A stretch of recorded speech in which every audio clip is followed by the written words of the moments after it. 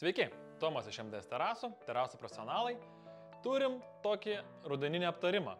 Dažnai žmonės šiuo laikotarpiu klausia, tai ar verta darytis terasą, jeigu jau toj žiema, rudenį? Ir mes turim atsakymą. Taip, verta ir pasakysiu, kokias pagrindinės priežastis, kodėl. Jos yra 3.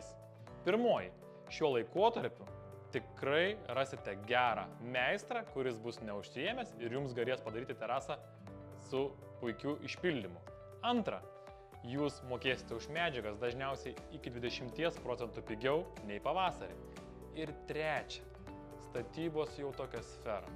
Jei jūs planavo turėti terasą balandį, o meistras turėjo atvažiuoti paskutinę kovo savaitę, tipiškai ta terasa pas jūs kieme atsiras birželį.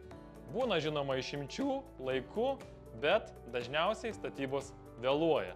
Taigi, jeigu įsirengsit rudenį, balandį ir gegužę, jūs jau tikrai savo terasui šildysitės arba gersite kavą.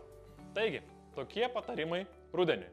O jei nežinote, kokios terasos norite, kokią lentą pasirinkti, kreipkitės į MDS terasų specialistus ir gausite visus jums reikalingus patarimus.